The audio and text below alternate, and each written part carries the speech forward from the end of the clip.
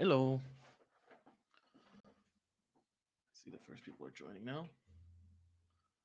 Please let me know if everything with the microphone is good so that we can start properly. I am actually, I've moved the microphone a little bit away from my hands so that when I gesture, I don't hit it again. Um, but I don't know if the sound is good right now. Um, so yeah, peeps in chat, please let me know. Hello. Okay, sounds good. That sounds good to me. All right. Also, it is slowly starting to get really hot here. So I have a fan, a hand fan, to fan myself a little bit. I hope. Does it make noise? Okay, I don't know. I'm not sure. Um, all right. First off, I wanted to apologize. So last month there was no stream. Basically, I've spoken about this before, but I have Crohn's disease. It's a chronic illness. And with any chronic illness, there are moments of ups. There are moments of downs. Somebody says that volume is slightly low. I'm gonna raise it as much as I can. There are moments of ups, there are moments of downs, and over the last 2 months, it's been a bit down, to be honest. And yeah, last month I wasn't feeling very good, and so I had to skip the stream. And I'm gonna be honest, right now I am also not feeling perfect. So I'm gonna try and speed run a little bit through this stream. I'm trying to pull it off. If at any point I don't feel good, I guess I'm gonna have to quit the stream. But I hope that that doesn't happen. Um, so yeah, we live with this. If this becomes an issue, um, yeah, I'm not sure. I guess we're gonna try. I don't want to cancel the streams forever or whatever, or like for a while. Maybe we can have somebody else from the team on. Not sure how good that will work. Um, let's see how it goes. All right, so now we have a bunch of people that joined. I think, in the spirit of speed running through it, let's start the stream. So now I will make this big and make myself small. All right, cool. Okay, so starting with first thing first, community. So UKG, yes, unfortunately, for the second year in a row, I'm not able to attend UKG because my health isn't great right now. Somehow it always happens around UKG. But yes, the OPR team is at UKG right now. Oh, sorry, my camera keeps shifting. Um, not sure why. Anyway, so yeah, the team is right now at UKG. UKG starts tomorrow and goes all the way to Sunday. So yeah, if you are in the UK, if you're at UKG, make sure to check out the OPR booth. We're gonna be there with some cool stuff and cool staff. Um, then we have a tournament running at UKG. It's actually tomorrow on Friday. This is our second. Well, actually, no, it's our third official OPR tournament. I'm very curious to see how this one turns out. I think there's actually quite a few attendees. And yeah, it's OPR tournaments are kind of a new thing for us still, because this is only the third one. So yeah, I'm very curious to see how it goes. So if you are at UKG, check us out at our booth. Oh, I see, booth number 03244. And otherwise, you can also go to the gaming hall and check out the tournament. Then we are actually doing a bunch of conventions right now. We have TMX coming up, so this is going to be next month from the 7th to the 8th. We are going to be present at TMX, which is the Tabletop Minions Expo. Small booth representing OPR and hanging out with the fans. So again, if you are there in Wisconsin, make sure to check it out. And then we are also going to be at Origins. So actually, from what I understand, it's some Rangers, which is very cool to see. Some Rangers are setting up a booth at Origins, and we are gonna go there and hang out with them and help them out a bit. So if you are at Origins Game Fair next month, it's from the 18th to the 22nd. Make sure to check us out there. Um, yeah, so conventions, crazy to see OPR at so many conventions, and we hope that with the Rangers program, we can be present at more conventions still. All right. Next up, we have talking about community. We have the new OPR community wiki. So far we had a fan-made community wiki, but that was hosted by OPR, and that was leading to some problems because we had a bunch of fans that wanted to put stuff on the wiki that wouldn't be exactly right for us to host and to have. And we kind of realized like, okay, maybe the best thing to do is to have an actual fully fan made and fan managed and fan hosted and fan everything OPR wiki. So we spoke to the community and it was set up. And yeah, you can now check it out. One page fan wiki dot no one page fan.wiki.com. I think that's what it is. Sorry, I don't remember the exact link. But you can find it on our website. You can find it on our Discord. Make sure to check out the OPR fan wiki. Right now it's mostly the content from the old wiki has been copied here, but there's new stuff being added every day. So yeah, make sure to check it out. Um, yeah, very happy to see the community come together like this.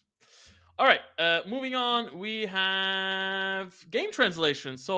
Yeah, we have now officially released the core rules for our games in 6 different languages, which is a first for us to officially do. This is a pretty big step because like I've always been hesitant about posting translations, but because of the frequency of the updates and stuff like that. But now that we switched to the yearly updates, it is easier for us to do things like game translations. One thing that's important to note is so far we're only translating core rules. We are considering translating other stuff, but it's dicey. So you know if if you want more, maybe there's other fan translations that you can have. So far, we have only the core rules, so make sure to check them out. Um, yes. Then, speaking of translations, we have spoken about Broken Truth, our big boxed set that is coming out hopefully sometimes later this year. I'll touch upon that in a second. Yeah, that is also going to be fully translated in 6 languages. They all come in the same box, so if you buy the box, you're gonna get it in all 6 languages, which we think is great to reach the wider community. Not everybody speaks English, or maybe they speak English, but they prefer to play in their own language. And so with this, Broken Truth will have, um, yeah, we'll have 6 language translations. Then we have more stuff from Broken Truth. I'm not sure if I showed this last time, but let's go again. We have some pictures of minis. Here you can see the quality of our plastic minis, which is amazing. Like I never, I expected, I hoped that one day we would have plastic minis, but finally seeing them actually happen is kind of crazy. We have a bunch of minis in the box. We have terrain. Here you can see the terrain here was like a test piece made in MDF, but the final terrain is going to be in cardboard. It comes with a bunch of terrain. Yeah, we can see more terrain here, a bunch of minis, looking very cool. Then, of course, it comes with a bunch of tokens. We're actually redesigning our tokens for the box and for the future. I don't think these are final. Some stuff is being changed, but you can see a bunch of tokens. Then there's going to be dice, different types of dice for the Star Host and for the Robot Legions. There's also going to be OPR branded dice, as far as I know. We also have dice that are acrylic, with different effects and stuff like that. So, lots of stuff for you to check out. Yeah, and then of course there's gonna be the booklet. There's like a story in there. There is like quick play missions. So it's like I think there's 6 missions, and you start with the first one. It teaches you like how to move, and then how to shoot, how to fight, and so on and so forth until you get to the big sixth final mission where like okay, now throw everything together and have fun. And there's lots of cool art and stuff like that. So yeah, lots of cool stuff in this box. If you want to know more, actually, Guerrilla Miniature Games on YouTube has made a sort of unboxing. It's a prototype of the box, of course, but if you want to check it out, go there. You can see it. There's all the minis, the terrain, tokens. There's also gonna be a mat, but I don't think it was sent for the preview yet. Also, the special dice aren't here. Lots of cool stuff. Yeah, check out the video. Final thing about Broken Truth before we move on. So we know that there is a current situation with tariffs in the US, and it's very shaky, and we're not sure exactly what is happening. We want to let you know that we are postponing the project for now, just so that things settle down a little bit more. But eventually, we're going to launch. We're hoping that it's still going to be this year. And the big thing is that we're going to try and do our best to make sure that we handle the situation, as well as we can, given the circumstances. And yeah, the it depends on how things go. The whole tariff situation is very complicated. We're gonna try and make sure that we don't have to hike the price up for everybody. We're gonna see if maybe we can sort of deal with it as a sort of customs cost for US players if necessary. We'll have to see. All right, moving on to the next thing. Oh yeah, the Eternal Dynasty faction book. We released the Eternal Dynasty faction book. By now it was last month ish. Well, we ran the campaign. Really cool book. Really cool minis. Lots of stuff. 4 new heroes. We had like a massive pledge that was insane, where like you could buy all the sci-fi minis from OPR. And we actually had a bunch of people that bought it, which was very cool. If you missed out on this campaign, don't worry. The book and the minis are going to be available afterwards. So make sure to check it out when it becomes available to the public. All right, then moving on to the next thing. Ready to play lists. Okay, so we've updated Army Forge to include ready to play lists. Basically, these are pre made army lists that you can just pick up and play. So if you don't want to think about how to build a force, if you're not sure where to start, when you open Army Forge and you go to build an army, there's a tab that says ready to play. If you click on there, you can see a list with a bunch of armies that you can choose. And then you can also go to like see more, and then you can see like all of the armies that were made by people. And if you made an army and you want to share it, well, just in the top right menu, you can just click on there where you go and share as file and stuff like that and save the list. And you can now click on share ready to play list, and then it will go to the public and everybody can play with it. Yeah, it's just an easy way for people to get into the games.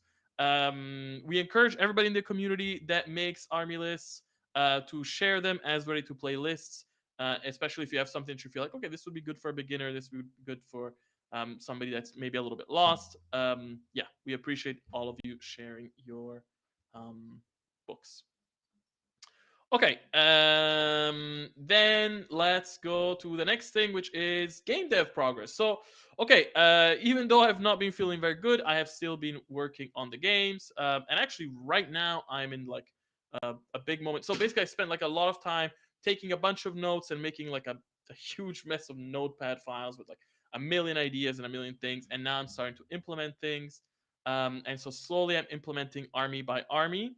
And I'm at the current pace. I think in about a month ish, I will have all of the Grimdark armies ready, and then maybe I will do some sort of like maybe at first a patrons only beta, maybe then a public beta. I'm not sure, and then of course do fantasy armies as well.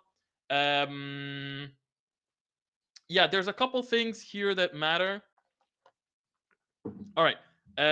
We are so I was looking at the enormous amount of changes that I wanted to do for the September update, and I decided to kind of like take a break, take a breather, and be like, okay, wait, maybe this is too much at once. I know that like we've already switched to yearly updates because for people our updates were coming out too fast, which we understand.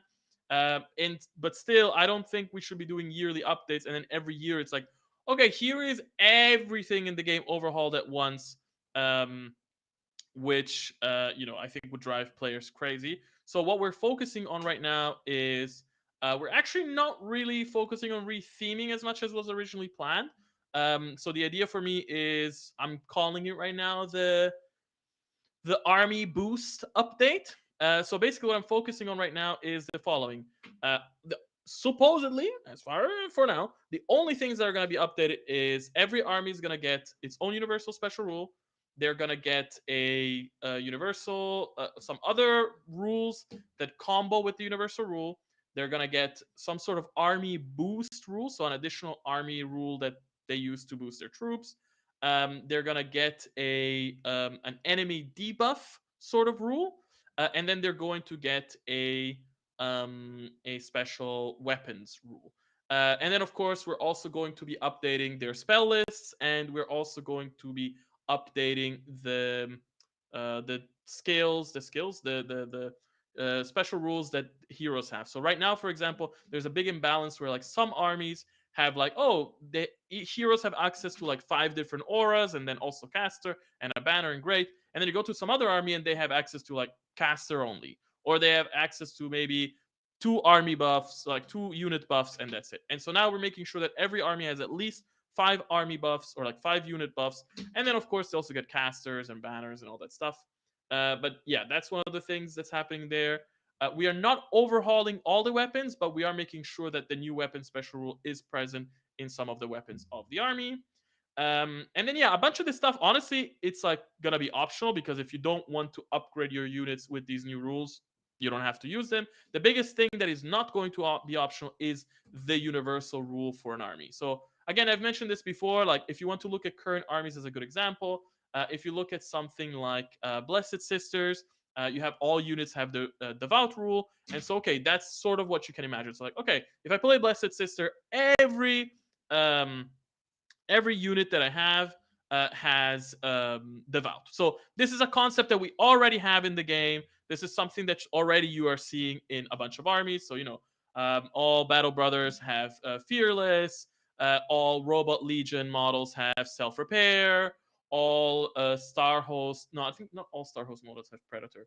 But this is the type of thing that I'm talking about. Like, oh, every War Demon has Furious. Every Plague Demon has regeneration. Every change demon has, this is the type of stuff. So you're already seeing it in a bunch of armies. We're making sure that every army has it so that it's balanced. Like so, everybody has access to something cool across the board, and so every army feels like it has its own thing that makes it cool. The same way, like I said, devout.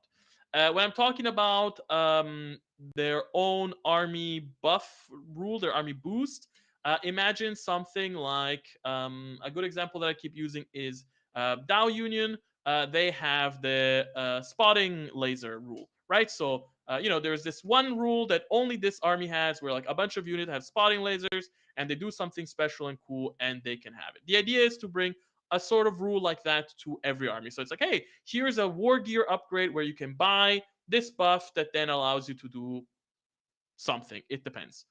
I'm trying to think about other examples. So okay, I spoke about the universal rule. I spoke about the army buff. Sorry about the army boost. Army debuffs. So enemy debuffs. I guess a good example. I'm trying to think about one from Grimdark Future. I think okay, I can give you one from fantasy that's good. It's like, for example, in the Vampiric Undead, you have a rule where you can okay, no, let me think of it. Okay, in Grimdark Future, for example, in the Plague Demons, you have some units that have the Slime Trap rule, right? And it's a rule where basically like you can pick an enemy unit within a certain range and you basically give them slow. Okay, so very basic. There's a way that you can like debuff another unit. So now again, some armies already have this, but not all of them. So we're gonna make sure that every army has access to it in some way. Okay, so we spoke about universal rules, army boosts, enemy debuffs, army special rules. Sorry, weapon special rules. I'm trying to think about like, okay, for example, if you're playing Machine Cult, they have access to radiation, right? So that's a rule that they have that you will see throughout the weapons in their army, and it's kind of unique to them. Over time, it became less unique, but at the time, at the beginning, it was unique to them. They have the phosphor rule. I think the phosphor rule is unique to them.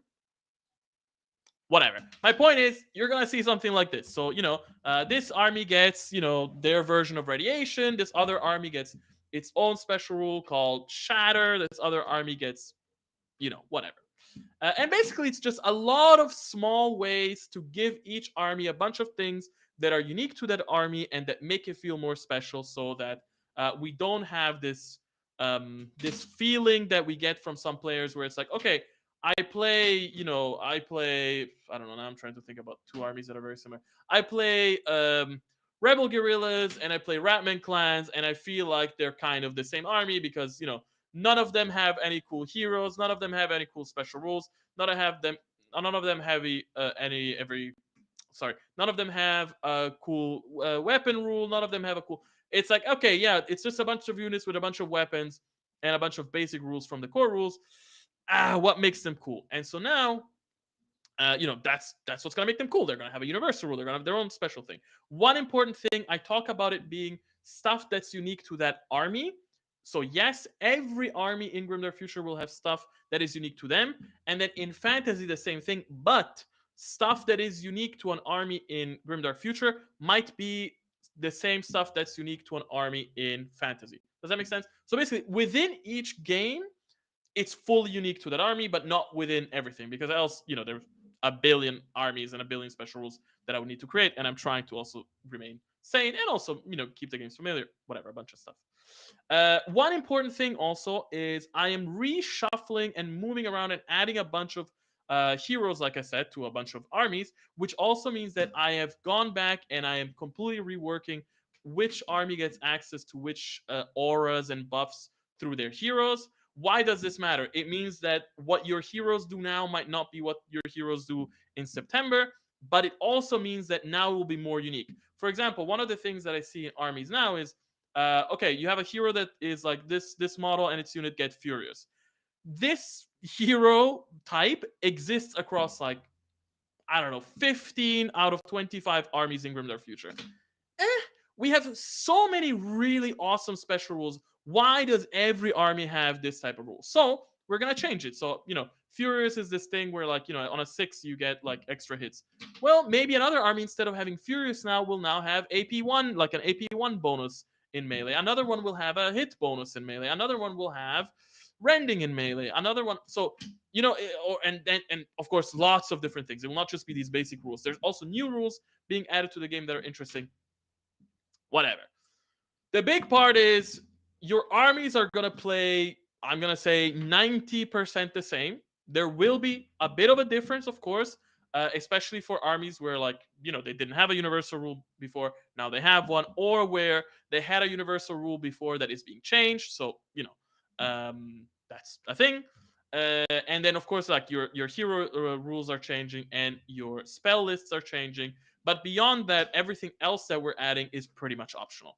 I suppose some of this weapon special rules, it's like, well, if you really want to take that type of flamer that now has this new flamer rule or whatever, this new special rule, then, well, I guess you're choosing to do that, right? But anyway, I'm saying this, I'm trying to clarify this so much because I know that as players we hear changes coming and we panic because we're like, oh my god, my army is gonna get terrible, none of my minis are gonna work anymore, I'm not gonna be able to play. And I just want you to, like, breathe in for a second, and it's gonna be fine.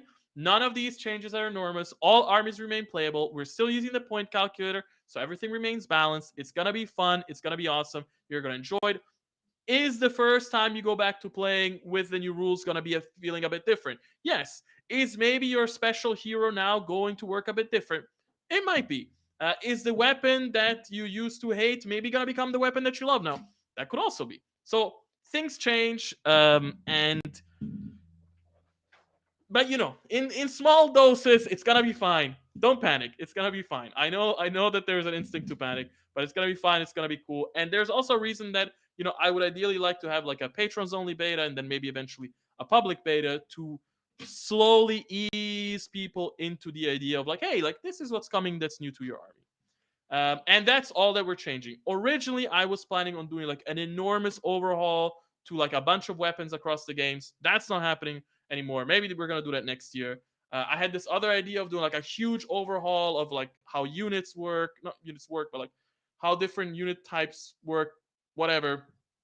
Maybe for another year. Don't worry about that. Right now, these are your 5 main things, right? So a universal rule for your army, some rule that combos with that, an army special boost, an enemy debuff, and a weapon rule. This is what you will see. Whew, okay. Um, Lots of stuff. Trying to think about, like, um, yeah, no. All right, let's move on. I said I was gonna try and speed run through this, and I just stopped for 20 minutes. All right, let's move on. So, all right, let's go and talk about minis. And again, I'm gonna try and speed run because I'm not feeling great. It's really hot, and but I can manage this. All right. So first off, unfortunately, I missed the stream, but yes, we have new loyalty rewards. I forgot to show them off, well, or I wasn't here to show them off last month. Let me take a sip. So yes, you get the Air Elemental Titan for the humans, which Human Empire from Fantasy, which I think looks really cool. I have to say, like doing all of these like elemental creatures, I don't know. There's something really cool about it because they, of course, they're very specific to OPR and whatever, but I think they're just like cool model. Like who doesn't want a cool big harpy eagle and then the huge salamander and then eventually the boar and stuff like that? Like they're very universal. And on the orc side, you get the Great Titan Walker or Great Walker Titan, I think, which is also super cool unit. It comes with lots of weapon options. I think it has like two different types of claws, two or three different types of cannons. It has like two different shoulder cannons. It has like missiles that you can attach. It has machine guns that you can attach. It has, I think, four orcs that are like riding it on its back. It also has an orc in the front. If you don't like to paint a cockpit, we're also provided a version with like a closed cockpit and like these cool feathers. Um, yeah, so it's yeah, I like them. I like them all. Okay, cool. Then let's move on to previews of models. Okay, so all right, we're checking out the dwarves for June. This is the first release of the dwarves. Very exciting. Here you see the basic warriors. Oh, I have to say something about the warriors. So we saw some people comment that they felt that their shields were not too sturdy. Which, you know what, we kind of agreed. So we decided to make their shields a little bit more buff. They now have more metal around them. You can see them here. But one thing that's important to understand is that our dwarves are, if you follow the OPR lore and their history, our dwarves are coming from a. There used to have a period where everything was great and they had like these incredible ornate armors and and then they got invaded by the orcs and they were occupied for a long time and their dwarf holes were then destroyed by the rift. It's a mess. So they're a faction that is trying to get back on their feet. So they're a bit scrappier than what you can expect from your usual dwarves, and they're very focused on a more mining aesthetic. So don't expect a lot of our dwarves to be like, super shiny, polished armors and gemstones and all that stuff. That's not really what we're going for. And so that's why the basic dwarf warriors also look a little bit, let's say, a little bit more scrappy. They have like these nice helmets. Their shields still include like some wood. They have chainmail under it, we assume, but like they don't have visible chainmail outside. This sort of stuff. Of course, there are units that are in full metal armor. There are units with big full metal shields and stuff like that. But the basic warriors are not that. Also, don't forget that like the basic warriors are like, I think, quality 4 plus, defense 5 plus. Yes, it's true that they have like the shield wall rule, which can help them get a bit better defense, but they're not incredible. All right, then moving on, we have the champion from the dwarves. Actually, he has a full metal shield, which you can see here, and he has a different type of helmet, which is actually inspired by some future units that are coming. And so, yeah, already here you can see a bit more, what it will look like when they have like the big shields and stuff like that. Yeah, this is a cool hero for your dwarves and for your main infantry. Then you're also going to get the marksmen. The marksmen are they come with rifles and they come with crossbows that are not shown here. And then you have a banner, musician. The sergeant actually has different options. He has, of course, the rifle and the crossbow, but he can also have a double pistol variant. And yeah, here you can already start to see a little bit more of like the aesthetic we're going for. It's a very like mining slash coal slash forge slash steamy vibe. And so you can see like they have these backpacks that are like steaming out and stuff like that. I wouldn't call it full steampunk the way that like usually it's like Victorian era England vibe steampunk.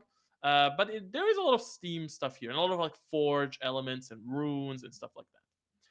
Then we have this is great. This is the Rune Lord, not a finished model, as you can see. The for example the The cape in the back is still completely stiff. It hasn't been posed. Don't worry. And here you can actually start seeing some elements of the mining coming in.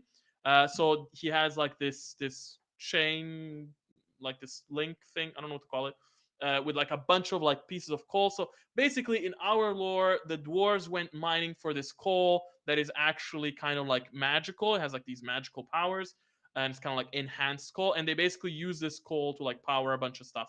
And so like yeah, basically like the rune lord is based on runes that they put on these coal magical coal pieces. And he also has this backpack which then like he inhales sort of like these fumes, these coal fumes that then enhance him. You're gonna see the berserkers are gonna be really fucking cool when they come out.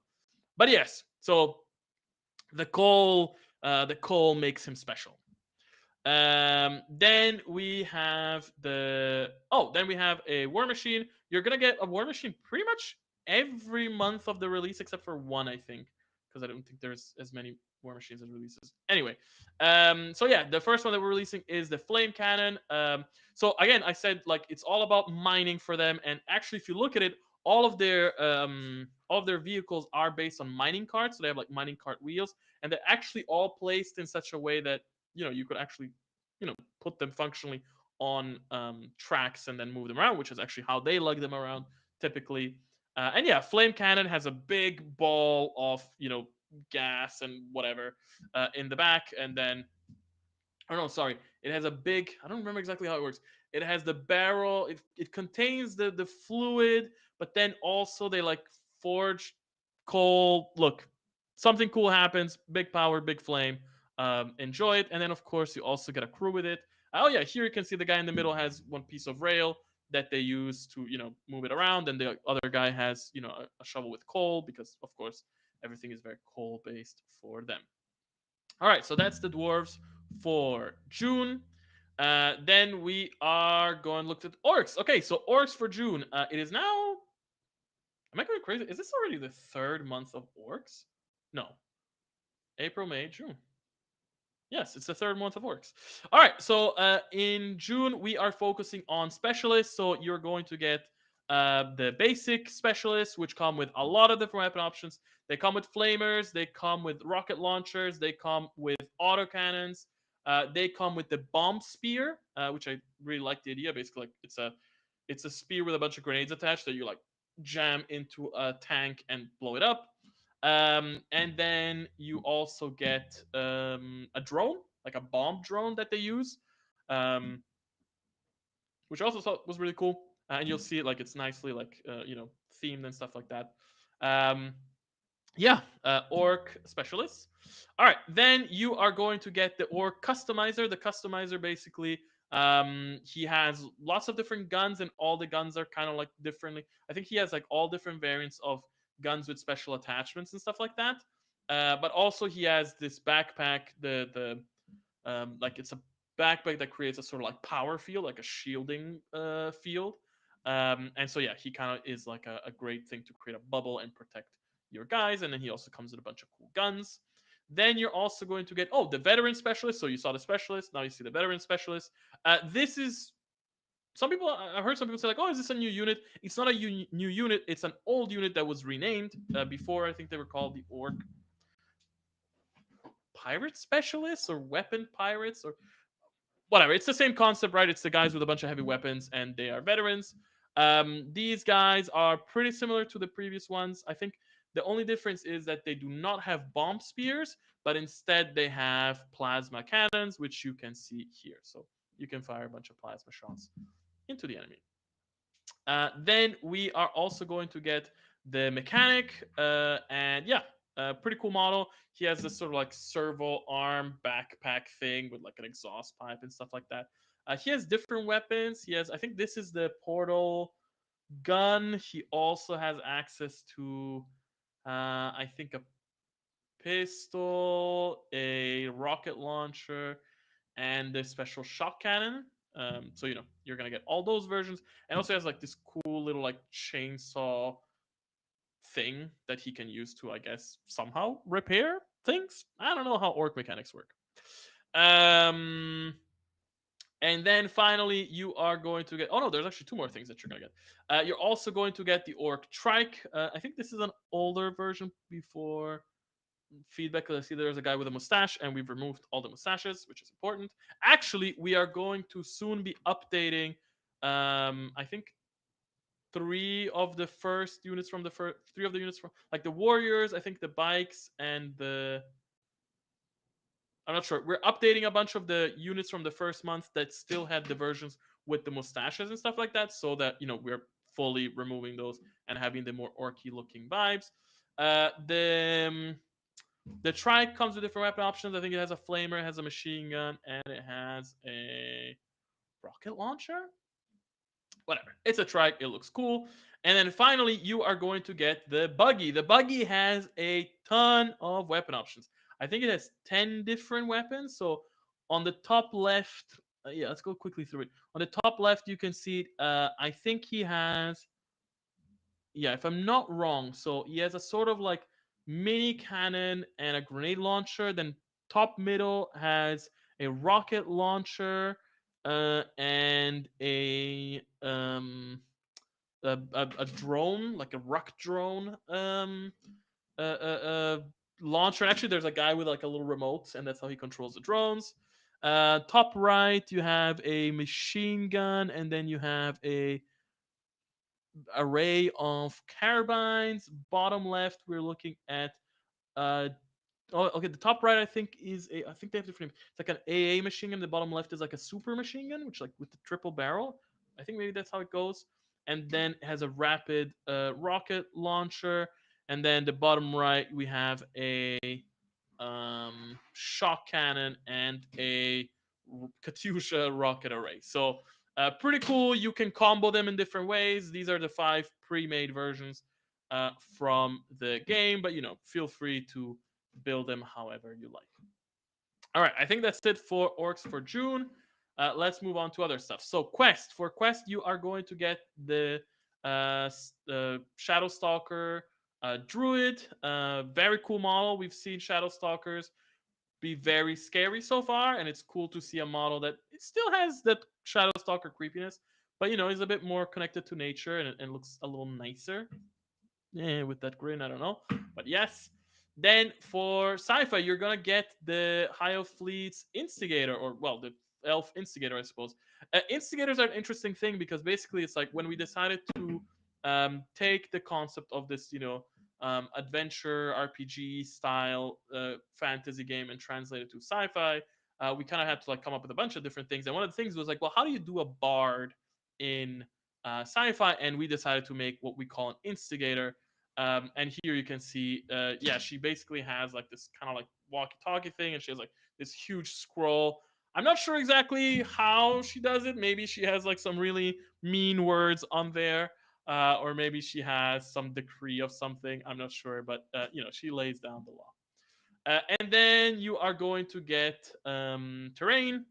So we are still on the desert terrain. So you're going to get this, which is the platform terrain. As always, comes in different shapes, different heights, different ladders. You have platforms on top, bunch of stuff. And then, okay, this is important. So okay, I'm sorry. I feel like I apologize way too often for these type of things, but basically there were issues with the models, and so the legendary from May was delayed, and it is pretty much ready to release now ish, which is the Starhost Tyrannosaur. This model looks really awesome. Unfortunately, there were a bunch of delays for different reasons. Then there were issues when we were supporting it, and we had to go back and do things. Woo, a big mess. But the model looks awesome, and we think it deserves a place in the spotlight. So what we're gonna do is everyone, of course, that backed in May is going to get it, and then it's also going to be the primary legendary model for June, so that it gets the spotlight that it deserves. Now, I said primary legendary. Well, what do you mean? Well, to make up for the lack of legendary, for the month of May, or for the majority of the month of May, we are going to release something that was kind of in our back pocket, and we're gonna basically release it as a bonus, and which is a remastered version of the Alien Hive's Devourer Titan. So The Devourer Titan was a model that, I think it came out pretty cool at the time. It had a bunch of things that I wasn't super satisfied with. And basically, like the biggest problem I felt with that model is that overall, it did not feel like a devourer. It was meant to be a devourer, and then things had to change and whatever. And it just felt like some random weird big monster. And we said, no, let's go back and redo it as a proper devourer. And we had been working on this a little bit in our back pocket. Um, like this idea, and then we said, okay, look, like this is a thing that we could do relatively fast, and we can do it as a way to make up for the delay. So the idea is that if you backed in May, you're gonna get the Starhorse T-Rex, Dread T-Rex, and you're gonna get the Devourer Titan, the remastered Devourer Titan. And then if you back in June, you're also gonna get the both of these models. So basically, it's like, hey, look, if you were there last month for the T-Rex, well, this month you're also getting this. But if you were there for the T-Rex, we were so late. We're sorry. It's still two legendaries in 2 months. Unfortunately, they're just coming in late like this. But I think the model is awesome. This is not the final version. I've seen a newer version today. Um, yeah, it is what it is. Okay, moving on to concepts. Let's go for the concept of July. July, yeah, man, the year rushes by. Okay, July. So first thing, you are going to get the dwarf engineer.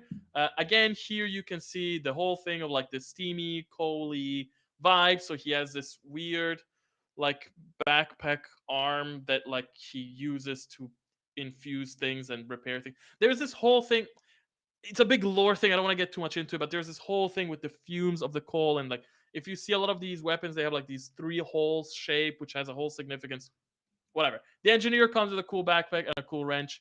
I think you're gonna enjoy it. Um, yeah. Then you are also going to get the dwarf champion on platform, shield platform, it's called. So basically, to kind of tell you the story of how we got here, we used to have the concept of the dwarf shield carrier since forever, right? The idea that like, oh, you have a big shield, you put a champion on top, and four guys are kind of carrying it.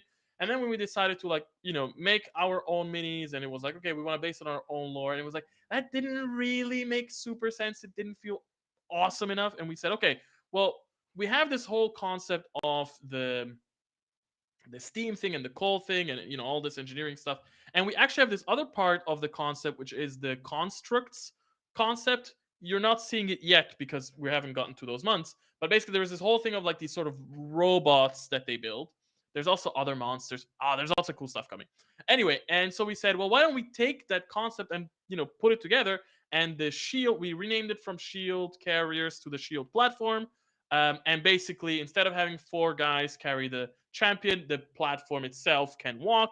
And then we're going to have a little engineer in the back that you can attach there to, help out with the platform. All right, then moving on, you are going to get the bearded veterans. I think that's what they're called. The bearded veterans, they have massive beards. The idea here is like if they're male, they have massive beards. If they're female, they have massive braids. But otherwise, the regular cool shit you expect from dwarves. They come with a bunch of axes. They have like these great axes. They have like these great spears. They have actually full metal shields. So again, the basic warriors don't have the full metal shields, but here we are seeing the full metal shields again in those familiar shapes. And then the typical stuff. You get a command, a sergeant, musician, standard, all those things. They also have like these really cool helmets that are different. And if you look, like you can see the concept of the forge everywhere, like in the four lines. And actually, okay, I guess I can talk about it a little bit. If you look at the bottom, you can see that there's a bunch of runes, and the way like we developed a whole rune language and a whole rune writing system, and the way that the rune system actually works is based on the shapes of the forge. It's a whole thing. All right. Then you're also going to get the coal golems, renamed from stone golems to coal golems, because, like I said, they have this magical coal, and the coal does things to stuff. And so one of the things that it did is, well, it allows them to have these golems made of coal. And so yeah, you're gonna have a bunch of coal golems. They're still golems. If you want to paint them in gray and use them as stone golems, go ahead and have fun. And yeah, they come with a bunch of options. I think they come with their fists. They come with these great hammers or great maces, really, and then they come with like these great blades. Of course, the units are being updated in Army Forge to reflect this. And yeah, cool models. T3, so 50 millimeter models, all the good stuff. Then the final thing, you're gonna get another war machine. Like I said, almost every month is a war machine, and that is the cannon. We saw some people get a bit confused about the flame cannon. They're like, oh wait, there was the cannon was last month. Is it also this month?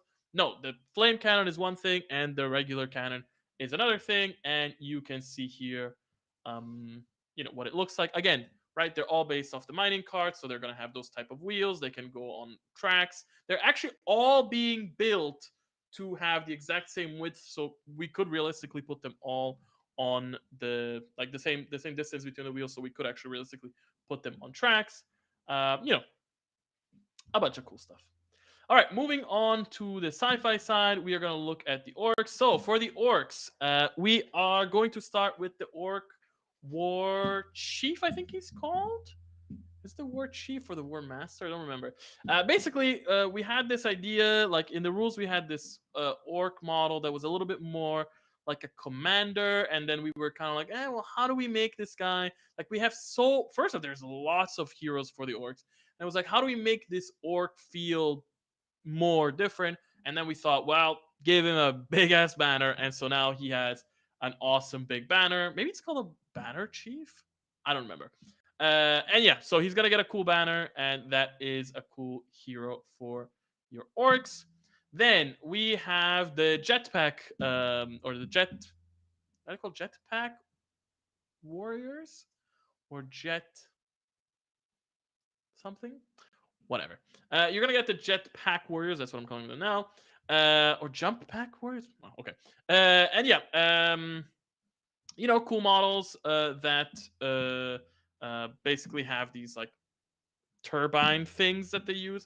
When we were designing them, we kind of thought about like what could we do. We didn't want to do a rocket that felt overplayed, and also like it didn't feel like it really fit our guys. And then we had this idea of like these turbines, and actually this is a design that you're gonna see in other models as well later down the line. And so yeah, jetpack orcs, they come with different weapons. I think they come with pistols, a variety of different like plasma pistols and flamer pistols, and then like of course melee weapons. And I think they come 5 poses. Of course, they come with the helmets. I think in the final design, when we built the helmet, if you have it fully closed, the model looks kind of dumb. Also, it's an orc, and you don't want it fully closed. So I think in the final one, it's like either they have the mask and the gas mask and the visor up, or they have the visor down and no gas mask. So there's always a bit of like that green orky thing. And of course, we also provide the male bald version for those that don't want any hair or helmets. All right. Then we have the jetpack veteran. I think it's the jetpack leader or leader with jetpack, whatever it is. And it's a leader with a cool jetpack. His jetpack is a bit different. It's a bit bigger. The turbines are a bit different. He actually in the back has like these banners attached because if you've noticed, or maybe not, all of our heroes always have these sort of like tabards and these banners on their backs, and like all of the leaders do.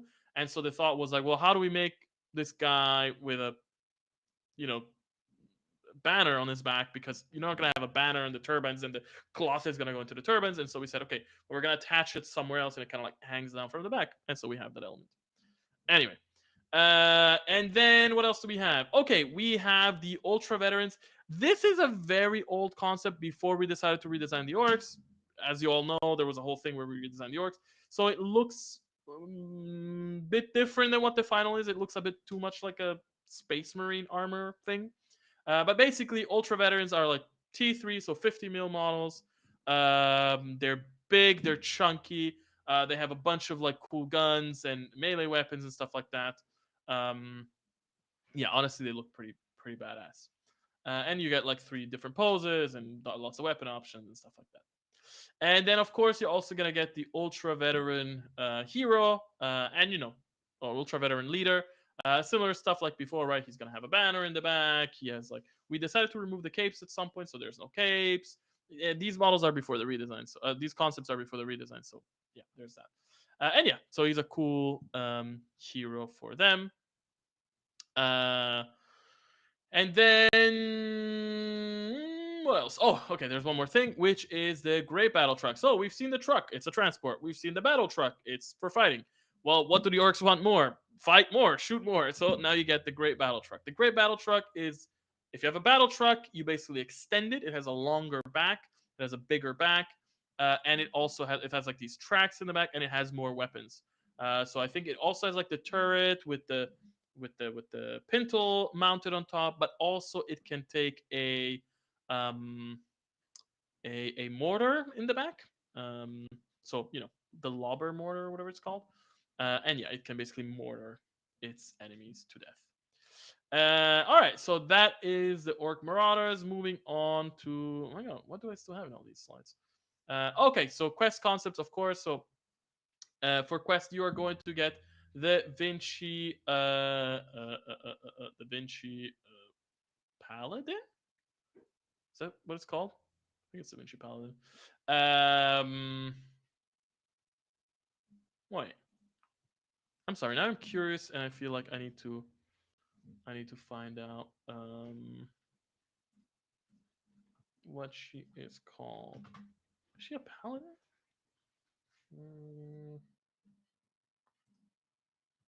Because I'm a little. Hmm.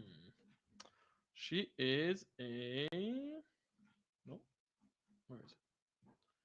She is a no. She's a fighter. Yeah, I was like, for a paladin, she doesn't look very paladin. Yeah, so Vinci fighter, cool halberd, very Vinci vibe. All these like cog elements to her. She has a cool Vinci backpack. She's cool. She's Vinci. We love her. And I like the little bun in the hair. Then you're also going to get for Star Quest, you are going to get the Blessed Sisters Ritualist. The Ritualist is essentially like a warlock from fantasy. She has this cool concept of like the mask with the tear, which is very cool. And then she casts magic with her hands, and she has like skulls. She's kind of like very grimdark for what we usually do. So yeah, that's your StarQuest hero. Then you are also going to get terrain. Yes, you're going to get the ruins terrain for the desert. So all the usual stuff that you can imagine, right? Like you get the corners, you get the U shapes, you get the low ones, you get the tall ones. You can put the things, the platforms. You can make multiple story buildings. The usual stuff.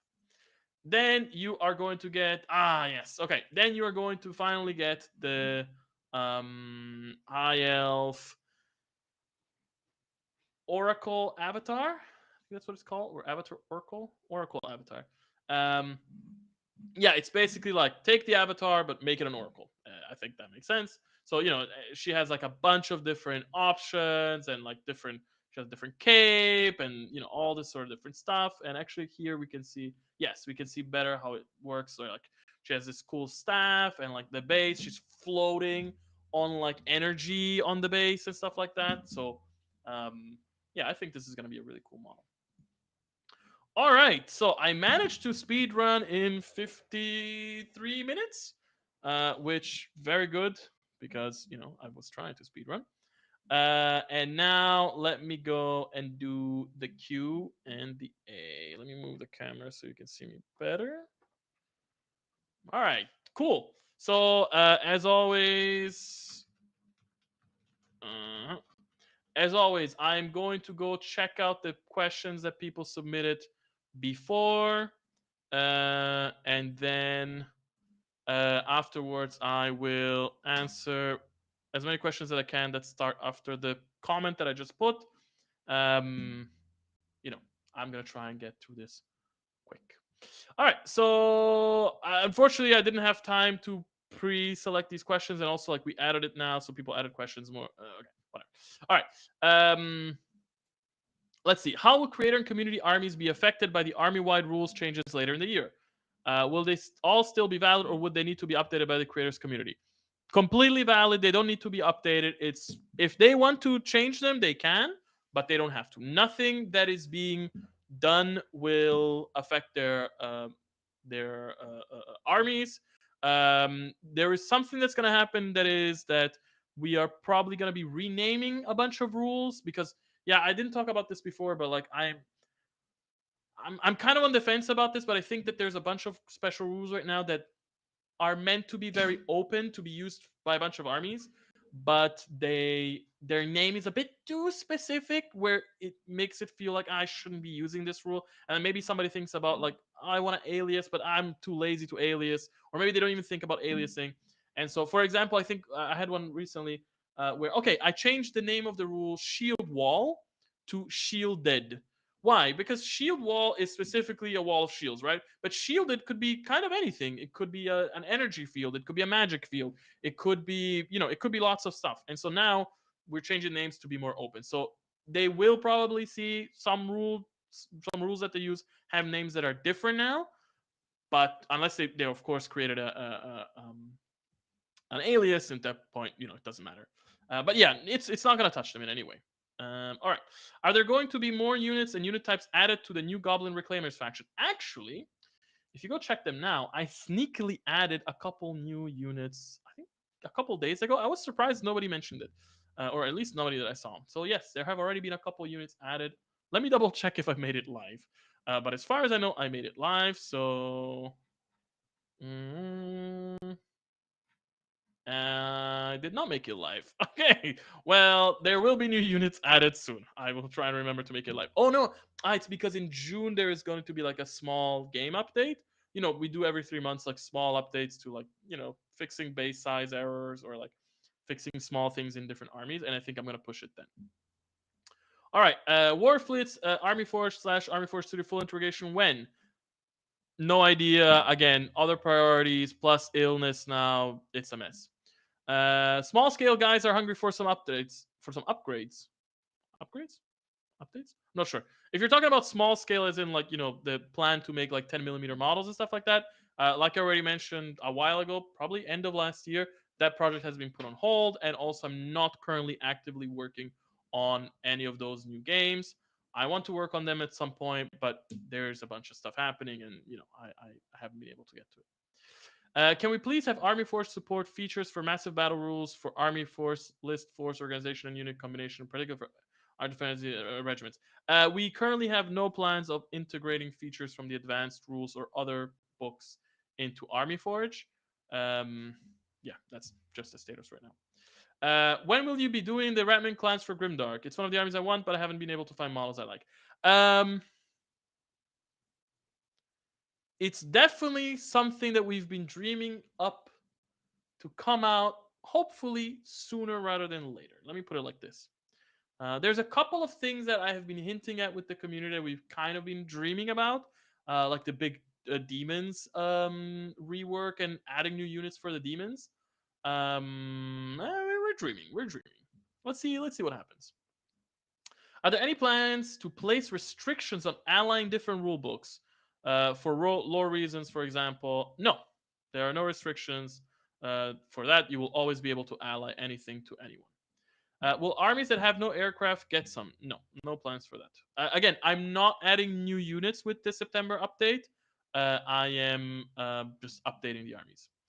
We have Starship for Grimdark. What about naval air combat mode similar for fantasy? Maybe one day. I know that there is a very tiny vocal minority out there that likes to dream about it.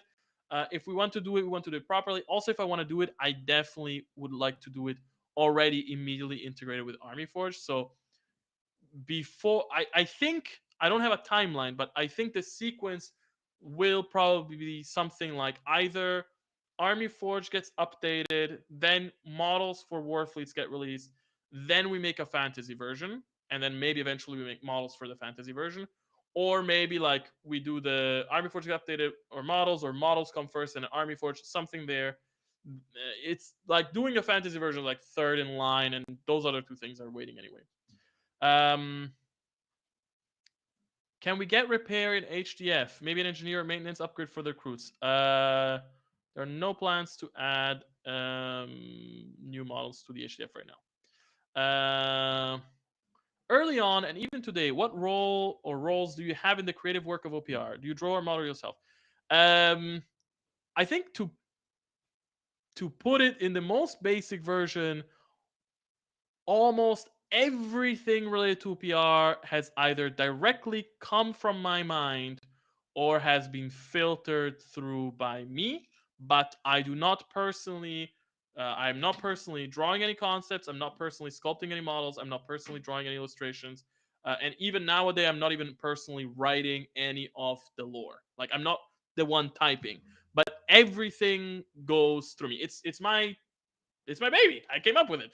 I created all the worlds. I created all the characters. I created all the things that are happening in there. And then, of course, a big team of talented people helps me out with it. So, like, I have the vision for something, and I'll be like, all right, imagine like we're gonna do the dwarves, right? And it's like, okay, I had this vision for the lore of the dwarves and how they work, and so on and so forth. And then at some point, I had other writers come in and be like, okay, let me help refine this. Like, let me help expand this. So they added their ideas, and I said yes to that idea and no to that idea, and oh, let's take this idea but spin around, right? So like there's that whole process. And then eventually we kind of had like a reworked dwarf lore, and then we said, okay, we're going to do minis, and then we were going to do the concepts. And so then I sit down with our very talented concept artist, and I'm like, okay, so this is the whole idea of the lore. These are all the visual references that I have. This is what I want. This is what I don't want, and so on and so forth.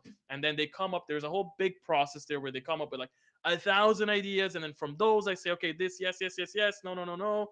Oh, this cool, but change it like this, and then we work, and basically like it keeps getting refined, right? It starts with the idea, maybe it starts with the lore, then it goes to the concept. Although a lot of time actually it's the other way around. Like it starts with the concepts, but then you have the concepts, and it goes to sculpting again. And I'm overseeing every step of the way. So like every model that we release, I have at some point looked at and given my approval to.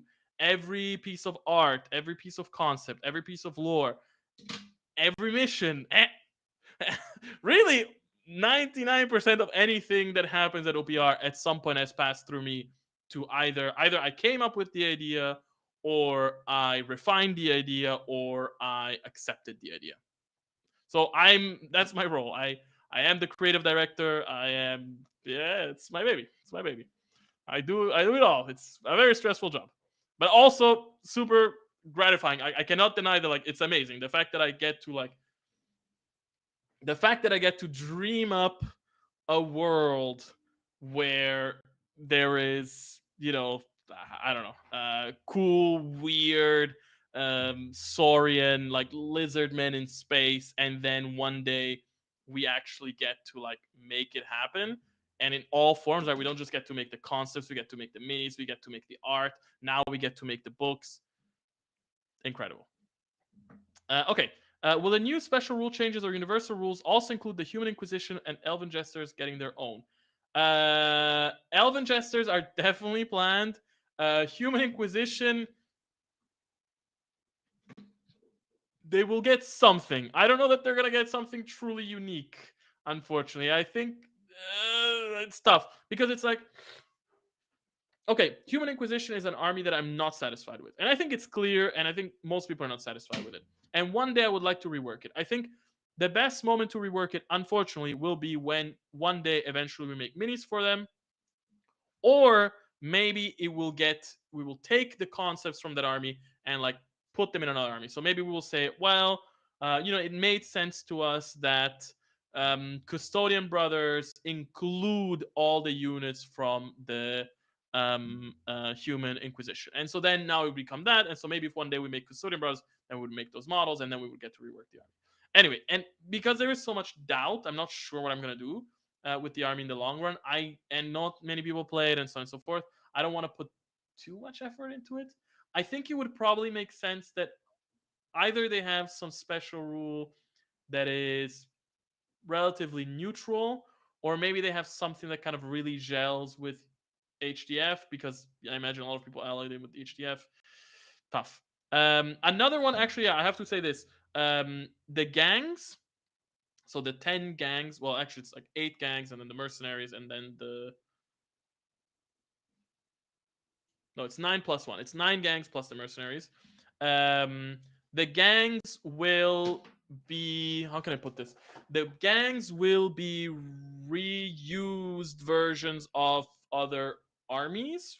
Let me put it that for simplicity. At least for now. Maybe in the long run I'm going to change it, but it's like 20 gangs across both games, and that's a lot of work on top of the already 55, 60 armies that are in the game. Like, it's insane. It's like a third of all the. Anyway, and so probably what I'll do is I'll be like, okay, well, I think that I don't know. I'm trying to come up with something. I think that the brute gang. Is it called the brute gang still? No, we renamed it all. Damn. Or no, is it called the brute gang? Let me double check. The power of Army Forge. Um, the Brute Coalition. That's what it's called now. Or the Berserker Clan. Let's go for the Berserker Clan. Well, maybe I say, well, the Berserker Clan feels kind of adjacent to Orc Marauders. So what I'll do is I'll take the Universal Special Rule from the Orc Marauders and I'll use it here. And maybe I'll grab, I'll grab stuff from a couple of other armies that feels like, okay, this matches here, and I will use it there. I think that's the easiest way for me to do it. So yes, and then also Titan Lords are gonna be an army that I think is gonna get like maybe just one very basic universal rule, and that's kind of it because you know. Can all questions and answers be posted to Patreon in a Word doc? We don't usually do this. I maybe it's something I can discuss with the team. I never thought about it. Um, maybe I'm not sure. I kind of feel like it would be better to have some sort of like super summary transcript of the whole um stream. I think that might be more useful. Anyway, is there anything you can already tell us about the next faction book? Yes, I can tell you that we are already working on it. We have a bunch of art done. We have the cover done. We have a bunch of interior illustrations done. The writing is basically 99% finished. We're currently working on the map. It's coming out in a couple months. That's all I can tell you so far. Oh, something that's going to be interesting is with each book, we're kind of trying a couple of things new that are new. So some of the art is going to be a bit different than what we did before. We're just experimenting with different styles, but generally speaking, it's all going to fit together. It's all going to make sense. Um, yeah. When can we hope to see more of the armies on the Etsy store? We are trying to get them there ASAP. It's a thing. It's a process. Like because the things need to be checked, the things need to be priced, the things need to be tested. All these things. We are trying to get them out as soon as possible. My hope is that we will have all the armies on the Etsy store maximum by the end of this year. And then and then hopefully whenever an army is fully released, then we will catch up and be like, okay, like imagine like right now we finished the wood elves, so let's try that within the next 3 months we can have the wood elves on Etsy. So we are trying to catch up. Will there be changes to things like a sergeant being more accurate than hero units? There is currently no plans to modify the core rules very much. That being said, maybe it's one of those things where I'm like, okay, you know what? Let me rework sergeants at some point, but there is no plan for it right now. Okay, I was wondering. OPR has gained significant popularity internationally, even though the only official language for now is English. How do you feel about this global reception, and what plans you have to maintain or grow this success in the long term? Okay, let me go step by step. How do you feel about this global reception? Very nice. I think it's cool, and I think that's also one of the reasons that we pushed for an official translation, at least of the core rules. Um, sure, a significant amount of our audience is English speaking and is from the UK and the US, but a huge amount of our audience is not from there, and I think there is potential to reach an even bigger audience if we provide them with translated rules. So I think it's really cool. What plans do you have to maintain or grow the success in the long term? Um, Lots of stuff. The Rangers program is up there, going to more conventions, supporting local Rangers. The thing is, like, we're just a handful of people at OPR, and we're trying to do this global thing, and we're a tiny company, like we are, just the base point of comparison usually is Games Workshop. Like, imagine, let's say if we go really for the core team that is working every day for us, not freelancer and stuff like that. Let's say we have like 15 core people. Games Workshop has like 1,500 people, so their team is like 100 times bigger than us. And we are somehow trying to compete, or not compete, but like to reach the same sort of like access to audience. So things like the Rangers program are really important for us because you're from Brazil. We cannot go to a random tiny Brazilian convention. Brazil is huge, by the way, and so but if we have rangers that we can support and we can send them stuff and we can help them out and they can be there, that can be very successful, we hope. How would you recommend someone get into digital sculpting to one day sculpt for OPR? Software, any courses, portfolio? Oof, complicated topic. Maybe I'm not the best to answer. So it depends on how practical you want to be. Like I think for some people it's gonna be, and it depends on like how quick you. Like for some people it's gonna have to be the classic route of you go into some sort of course, like some university or some more applied course for 3D modeling, and you will start from there, and then you will keep taking courses, and then you will start modeling some stuff, and then you will start doing first small jobs maybe as like a test thing. Maybe you'll start like it's a process. For some people, I think that it depends on what you're trying to achieve. Like for some people, I sometimes feel that it depends on how you look at it, but it's like I feel that some people are very focused on like, oh, I want to know how to use the tools perfectly and that's how I'm going to get good. But when I look at the artists that I really enjoy their work of, I feel like they approach it from a different perspective, from truly a creative perspective. So maybe they went or maybe they didn't, but go to like art school for oh wait, the camera is sliding off the screen.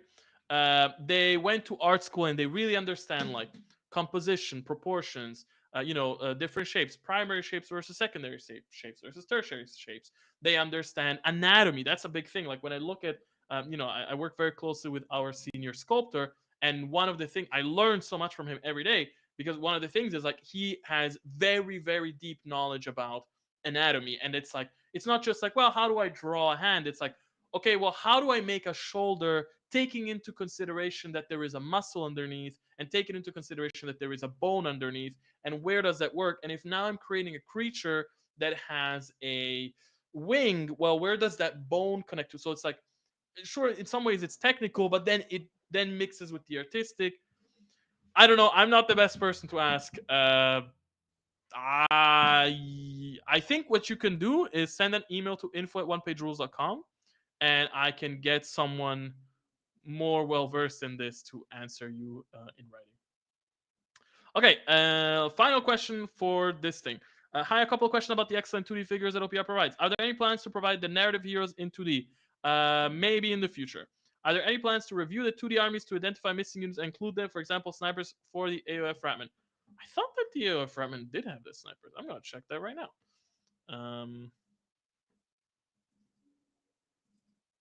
Mm, Ratman. Oh.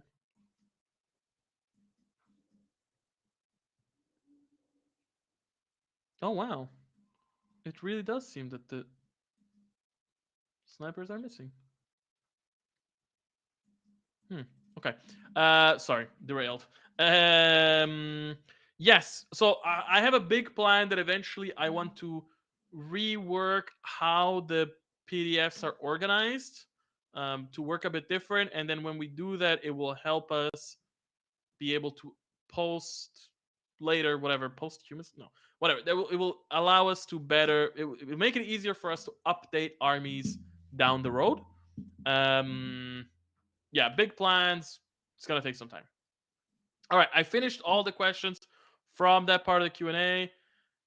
My God, I was speed running and now this thing has taken up a bunch of time. So, all right, I'm gonna try and answer as many questions as I can right now. All right, can we get access to the orc facial hair as an optional choice? Yes. So always you're gonna get male versions with beards and stuff like that, or hair, and female versions with hair, and then male versions that are bald. The only thing that we are removing and not keeping as an option is the mustaches. The mustaches we're just removing.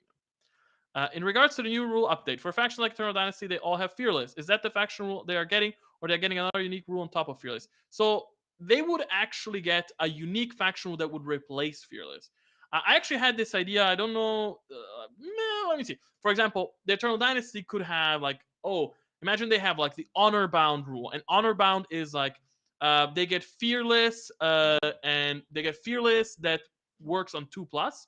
Awesome. But if you roll a 1, the unit dies, for example. Okay, cool. So like it mixes something that's familiar, the fearless rule, and it adds a cool twist, which is like, okay, they're really hard to fail a morale test, but if they fail a morale test, they just fucking seppuku and they die and they're gone. So that's the type of thing you could expect there. If Grimdark Future were to be a different name, what would it be? I don't know. I never thought about it. I never thought about it seriously enough that I would remember. How will the dwarf bases look like? Are there more interior cave-like or exterior mountain-like? Uh, I don't remember. I saw them. I'm opening up the concept art right now to see and remember. Mm, they are kind of a mix. Again, I would say maybe kind of more interior. So like you can expect some parts that are like metal, but then you can expect a bunch of coal and rocks. You can expect like some tracks. It's more like the interior of a coal mine ish. Will you guys revisit a rule set for a game like Infinity? No, not anytime. So like we had a set of rules for a game that we called Double Tap at the time, which was inspired by Infinity in the sense that it had like the whole like action reaction thing. Uh, but you know we are so busy. We have so many other things. Like I think the time for us to like first of like the company is doing well, but like overall it still needs to be more stable, let's say, or like I wish for more stability in the long run. And the thing is, I feel that if we wanted to go and derail from our core product, number one, we would have to have a team big enough where we can have somebody dedicated to that without it messing up other things. But two, like it's a niche thing in its own way. And we cannot invest a bunch of because yeah, we cannot invest a bunch of resources in something that's not going to go anywhere if we don't know. Complicated. Because also another thing is like the expectations of OPR have become much bigger, right? If we were to make a new game, well, people would expect it to come with like a bunch of nicely playtested rules, but also like an app that includes all the armies. And like if the game works differently, we have to rework that thing. And then well, they also expect an Army Forge Studio thing where you can go in the back and like make your own thing. Okay, that makes sense. Then they would expect art and a cool cover and maybe translations now and then. So it's like, and then miniatures, of course. So it's not so simple to be like, oh, let's just add a new game, at least if we want to do it well. In the army builder, save created items would be cool. Any plans for that? I'm not sure what you mean with save created items. Maybe it's like, oh, if you make a bike, then you can like, okay, like I create this item, it's called bike, and it includes all these special rules, and I want to keep it. Maybe it's something we could do. I feel like my gut instinct tells me that it would immediately become so packed with stuff that it wouldn't be so useful. I'm not sure. Something that I'll definitely think about. Have you considered hosting official OPR tournaments on Tabletop Sim? We have talked about it at some point. I haven't really thought about it recently. You know what? Let me write it down. Let me see what we can do.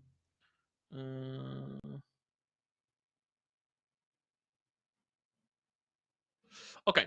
Uh, is the new orc range still compatible with other companies' models? You're doing great.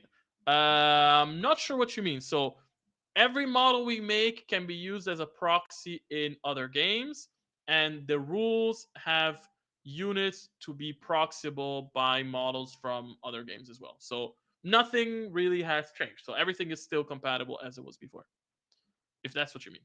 Have you made a master list of abilities that could be made available for creators to look over? I kinda. So like I have a huge list of new rules that I want to add to the Army Forge. Even if I'm not gonna be able, even if I'm not gonna use them in an official army, I think they're cool rules. They should be somewhere in there for people to use. But the big thing is that we're creating this like what we're calling the rules generator, which is basically a tool that will allow you to create your own rules. Of course, there is limits to what you can create, but it will allow you to create your own rules. Actually, it was a very interesting. If I may derail, since I always derail, it was actually very interesting to build that because when I started that, one of the things that I did is I looked at the rules of the game, literally line by line, word by word, and I noted down everything that's part of the game. So it's like, I don't know. Now I'm going like, okay, let's go just rules wise, right? Let's go. Okay, there is a roll off at the beginning of the game. That's something that there could be rules about. There is choosing deployment sites. That's something that could be influenced. There is size of deployment zones, placement of objectives, placement of objectives relative to each other. Then deployment of units. Deployment of units. Well, okay, you can deploy units. What order do you deploy units in? Do you always go back and forth? What if you have a rule where a unit has to be deployed within range of another unit? And I literally went like, ta, ta, ta, ta, ta, ta, ta, and I listed every mechanic of the game, and then I tried to see like, okay, how do I put as many of these steps that make sense into the generator, so you can basically be like, okay, I can affect as much as I can. I can create a rule that affects pretty much every part of the game, and then I also was like, okay, now that I have this whole list, what are a bunch of cool things that I can do with it? For example, I think I'm adding like 25 or 30 new weapon special rules. Like some of them are of course like variations on each other. Like maybe there's a rule that's like, oh, on a roll of 6 you get AP1. Maybe there's another one that's on a roll of 6 you get AP2. Just an example, right? But there's a bunch of new rules, and the way that I came up with it was literally just like, I wrote down every permutation of thing, and I was like, okay, what's part of an attack? Okay, there is range. But okay, now we're talking about a special rule that, okay, so all right, there is range. There's other special rules. Okay, but what else? Okay, you roll. When you roll, you could roll a 6. Okay, that's the thing that we know. But if you roll, you could roll a 1. Okay, maybe that's the thing that we could influence. And then the other guy rolls to block. Well, when he rolls a 1 or he rolls a 6. Also success or failure. And then I looked at all of those things and I basically comboed them to create as many permutations as I could. So yeah, it's fun. So you're gonna have access to a bunch of new stuff. Will the Dwarf Iron Rangers be given command upgrades? Iron Rangers. There is no unit called Iron Rangers. I think you mean the Iron Marksmen. And as far as I know, the Iron Marksmen, they have a command group. Yes. If you're talking about the Rangers also have a command group, and they actually get a special banner, which is like a massive crossbow. So, any plans for attending Gen Con in the future? Would love to.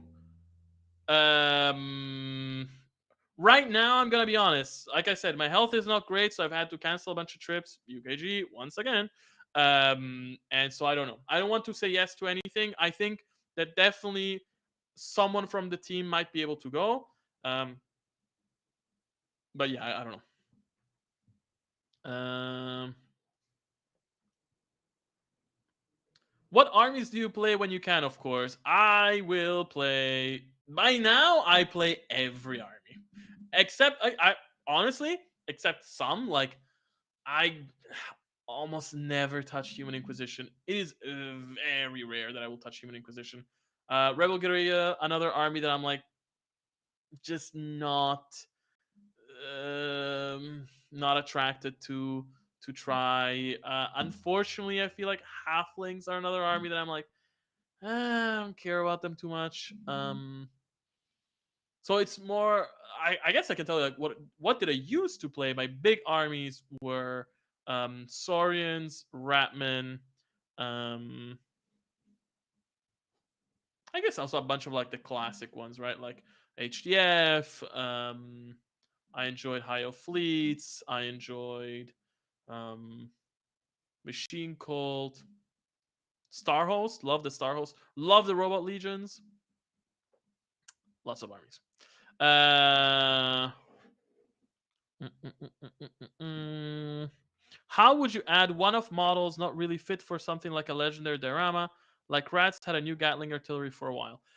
So we've actually been kind of dreaming about how to make this work, and I've mentioned this before, I think. But like one thing that we're trying to do with legendaries is open ourselves up to new possibilities, and we've already tested this out. So, for example, we already released a diorama style thing for the jackals. It was like the shipwreck diorama, and we did the same thing for the saurians and the star host, which was the dioramas for the Dodonacus. So that was a way where we created some new units, we put them on a cool diorama, but we made them so that you can use them full independently of the diorama.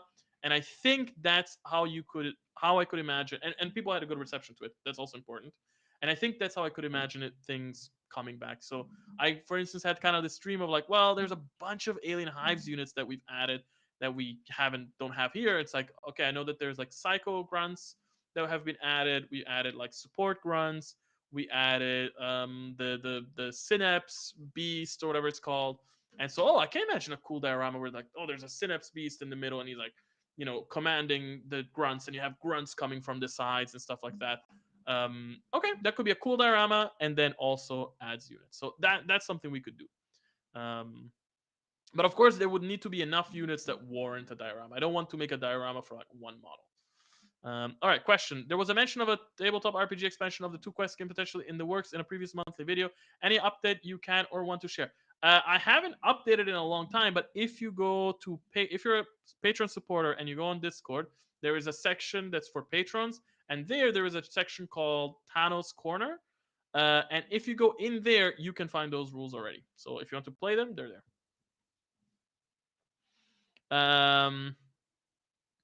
How much of your work, like what minis you plan and so on, has other games like Games Workshop ones in mind? Like that your minis could be proxies for. Yeah. So we, of course, want to make sure that every unit that's in the game is covered, and we want to make sure that every proxy that's in our game is covered. So, yes, of course, we take into consideration like how proxiable our minis, like how um how can we make sure that they are in some ways compatible. Like if somebody wants to use our minis to play other games, if somebody wants to use them to play, I don't know, 5 leagues, right? Then they can. And that's something that we definitely do. But then also every time we go and start working on a new army, we try to add our own spin, add our own units, and all that stuff. So for example, the dwarves, like yeah, they are in many ways a very classic fantasy dwarf faction where you will find all the models that you need to proxy pretty much any fantasy games that you want with dwarves. But then we have our own spin. So not only that we take units that are like, the shield bearers and we change them to a shield platform, but we have a bunch of units that other games don't have, like the beast constructs and the golems, and the different types of like beast riders that we have, and all this type of stuff. Uh,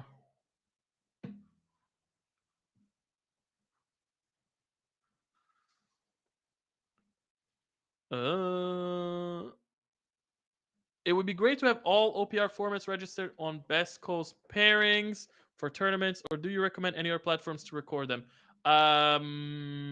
If you, I don't know exactly how it works, so if you want, you can try and get us registered there, but I don't know how it works. Could we get a time lapse video of a mini being sculpted, please? I could try and talk to the team about that. Let me write it down. But I think the work is so stop and go, depending on what you're doing. Like, our units, they're made over sometimes weeks, a big model that's really complicated, or like a unit with lots of poses and things and revisions, like that's weeks of work. And so, it's tough to get a time lapse of like, the work that you've done in 3 weeks. But let me ask the team. I think it would be easier probably to get a time lapse of like concept art being made, and illustrations being made, or for sculpting maybe like of a specific phase. Like okay, I can do a time lapse of how I posed this hero. Okay, maybe that's a thing. Because also like the way that our process works is like it's done in steps, right? So it's like we will give someone the concept and all the things, right? And then they will make first basically a T pose with all the assets. Then they have to send it in for review. So then we look at it, we provide feedback, right? I look at it, well, our sculpting lead looks at it, and then we're like, okay, this, change that, approved. Okay, and then they go to the next phase. Now the next phase is they need to pose it. So then they pose the model, and then we're like, okay, this is good, this is not good, blah, blah, blah. Then they fix it, then they send it back. Okay, cool. Then they need to add all the assets. So like all the chains and all the earrings and all the grenades on the belt, right? And so there's multiple steps, which also makes it not so easy. Um, so these new faction rules come out in September. Yes, that's the plan. Question: has there been any consideration about having hex bases? No, and no plans to work with hex bases. The Rangers have a tabletop simulator tournament on the UK Discord at the moment. There are plans to do another in September. Okay. Any Chivalrous Kingdom news? No. I don't know why there would be news. It's just an army that's going to be updated like everybody else in September. Since you brought it up, when will we get models for things like demon spawns and the psycho grunts? Like I said, if we do them as a diorama, whenever we get to it, and the demon stuff. Okay, I'm gonna keep talking about this because I feel like it's an idea that's become more and more and more real in my head. But you know, we have this dream at some point to do like a demon, what we were calling like a demon onslaught. Like it's a special thing where like over the course of, imagine like 4 months, each month we focus on a different like demon faction, and for that month you get not only all the models that we made for that demon faction so far. So like imagine, okay, this month we're gonna do demons of war. Awesome. You get the Avatar of War. You get all the Harbinger, the Ascended Harbinger, the Champion, all of the warriors, all of the minis, and then on top of that, it's like, okay, here's a bunch of new cool minis. Like here's a bunch of cool new heroes. Here's a bunch of like cool new units. Here's some cool new poses. Here's like a cool new big monsters. Here's the spawns and stuff like that. That is a really awesome thing we would like to do. Let's see how it goes. So far, the response of the community has been pretty positive towards it, so that gives us confidence that it's definitely something we could do. All right, final questions. I got to the end. Are there any big changes coming to the undead rule? Well, yeah, I can talk about this. So first off, like I said, like we are changing the names of rules to make them more universal. So undead is actually being renamed to no retreat. Right now, it's actually named no retreat in some places, but technically the core rule, that's an alias, and technically the core rule is called undead. That will change. It will be called no retreat. Um, and so one of the things about this update is that we know that there is a bunch of things that people have issues with across a bunch of armies, and the undead rule, as cool as it is problematic as an army-wide rule because, okay, I feel like there is multiple ways to see it. If you are a beginner player or mid-level player that's not too focused on necessarily like winning at all costs and stuff like that, or even winning, like you're just playing for fun, the undead rule for a lot of players is very frustrating because they're like, okay, I lost half my unit. Now I have to roll a bunch of dice and lose half of the unit that I had left. Yeah, sure, they don't rout, but like they don't get shaken. But what's the point? I hate it, right?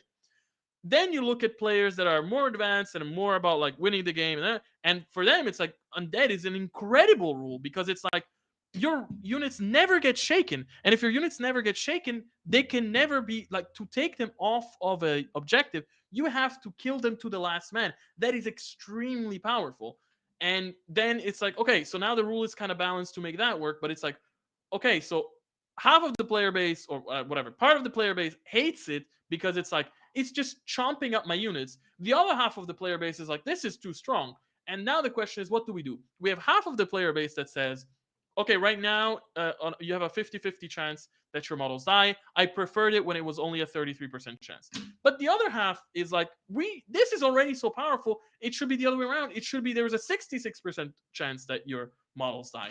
So a mess. So basically what we're going to do is, this is my plan right now, is I'm going to remove undead as an army-wide rule, and instead have it and called no retreat, and instead have it as, for all the armies that currently have undead as an army-wide rule, I will keep it as um, a hero aura. So it's like, okay, look, you're not going to be able to have 500 skeletons with no retreat, but you can have your vampire lord, which has this special aura that gives it no retreat, and now you put that guy in a big block of 20 skeletons, and now, okay, this unit has no retreat. And then, of course, if you want to have, depending on what you're playing, but you can have 2, 3, 4 heroes, and you could give them all that rule. And then, yes, okay, maybe you manage to put like half your army having no retreat.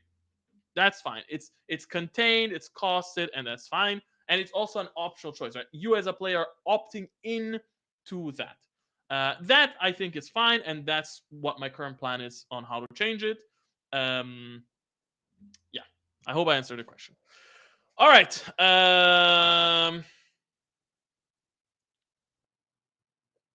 Okay. I have.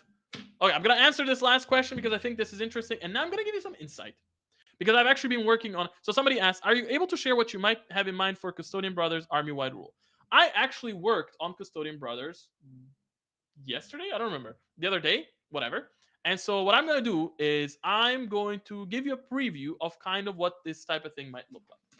Let's go. So 5 points to the army. So point number 1, what is their army-wide rule? So the right now, everything's subject to change.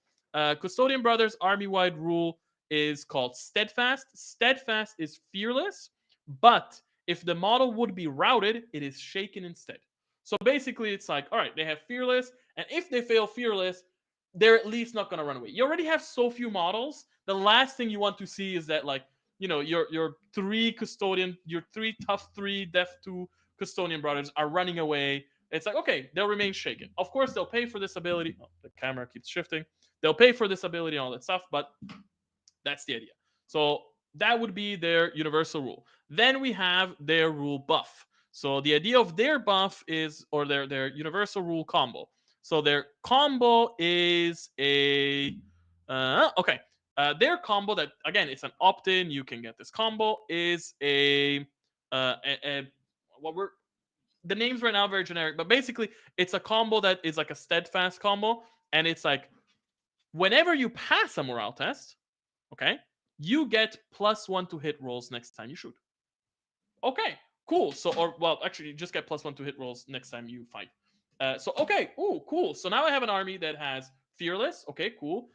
Is not going to run away. And actually, if I get to the point where, like, all right, half my models were killed, I managed to pass my fearless test. I'm not shaken, and now actually I get a payback. It's like, okay, of course, again, you paid for this rule, and now you're able to get a bonus. So it's like, okay, oh wow, you destroyed half my unit. Well, look at this now. Now I get a bit stronger and I can hit you better for one time, of course. But so that would be their universal rule combo. Then they have their army buff rule. Hold on, let me try and find it. Their army buff is, where is it?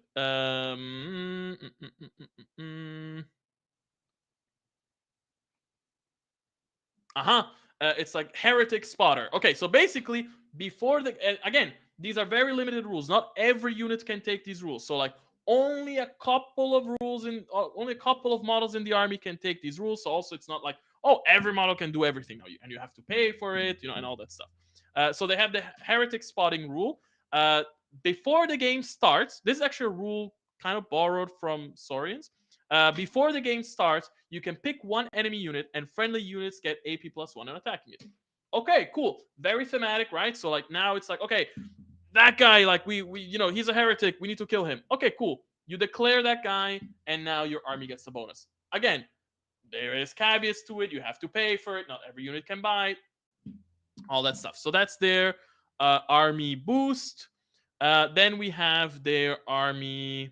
Uh, uh, uh, uh, uh, uh, Wait, I'm trying to find it. Sorry, I'm opening the whole thing here to find this. Then they have their. Mm, mm, mm, uh, where is it? Okay, then they have the army debuff, which is basically like you can declare, like you can mark an enemy unit within 18 inches, and that unit gets slow. Okay, so now again, not everybody can take it, and so on and so forth. So now you have a way that it's like, okay, I don't have a lot of models. I'm struggling to cover the board, but what I can do is I can mark, like, I can pick that unit that's really dangerous for me and be like, I'm gonna slow it down. So now it cannot reach me. I can do other stuff, or maybe it cannot reach the critical objective and stuff like that. So again, trying to help you control the board, considering you have so few models. So this is your this is the fourth thing. This is their debuff, and the fifth thing is their weapon special rule, which is called tear. And tear, basically, they have it on like a specific type of weapon, which is called a. Not everybody has this weapon. It's a destructor rifle, destructor mount rifle, whatever. The tear rule basically is um, the weapon has AP2 against units where most models have tough 3 or more. So okay, if you're big guys, right? And now you're up against other big guys or vehicles or whatever, okay, now this weapon gets stronger against that. But if you use this against like a bunch of mooks, if you're trying to, like, clear a horde of hive grunts, it's not going to be great. You're basically overpaying for what you get. So yeah, very simple. These are the 5 things, right? So fearless and can't be shaken. Um, when you pass a morale test, you get +1 to hit. Mark an enemy that you get AP1 against. Um, choose an enemy that gets slow, and then AP +2 against units with tough 3 or higher. There we go. Simple stuff. Nothing here is like game breaking. Nothing here is super game changing. Nothing here. You're not gonna suddenly play your custodians and it's like, oh my god, I don't understand this army. They don't work at all. So that's why I say, like, I know that people panic when it comes to game changes, but this is the type of basic stuff you can expect. And it's gonna make the army feel fluffier. It's gonna make the army feel more unique, because you're not gonna have another army that, um, marks, an enemy, or like that passes a morale test and gets +1 to hit. That's gonna be their thing. That's their cool little gimmick. That's their cool little thing. Um, yeah, there you go. I hope this gave you some insight. There's tons of armies. I think what I would like to do, I have to discuss this with the marketing team, because we have a lot of news posts that we're making already. I think what I would like to do at some point is maybe do like a series of news articles where I basically take these 5 points and I show them, where I'm like, okay, this week we're gonna talk about these 5 armies. Okay, Ratman, what's happening? This is their universal rule.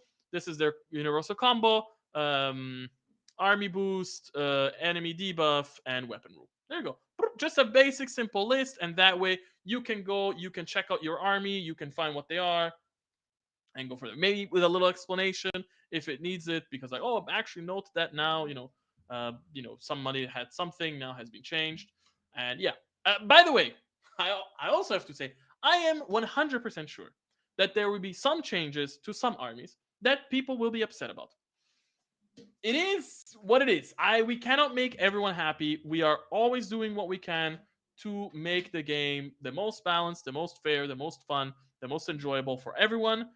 We have a small team of dedicated fans that are working directly with us and are reviewing all of these changes with us, and they're providing suggestions and stuff like that. And again, everybody has their opinions. Some people think some things are good, some people think some things are bad, some things they think is bad that I think is good, and so on and so forth. And that's why also I would like to then try some sort of private beta, and then maybe even go to a public beta to try and catch, what weird combos didn't we catch before, and um what problems could be there. And then, once September is over, we keep going back to a 3 month cycle. So if, after 3 months we realize, like, okay, you know what, this combo here was really, it's too strong, the whole community is going crazy about it, we change it. So let's, let's breathe, let's relax. I already, every time I feel like I mention this thing, or I see somebody mention it, I see a lot of people going like, oh, no, no, no, everything is changing, don't change my army. And I'm like, relax, it's gonna be fine, we're gonna go through this together, and by the end of it you're gonna think it's awesome. We had a lot of people that were very hesitant about when we went to V2.50, and then people fell in love with it, and then people were hesitant about V3.0, and then, and now V3.1, V3.4.1.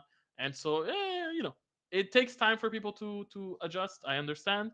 And that's why also I said I don't want to make too many changes in the in this update. So we're gonna do smaller, like more sectioned off changes on a yearly basis, rather than hey, here's this huge enormous thing that changes the game.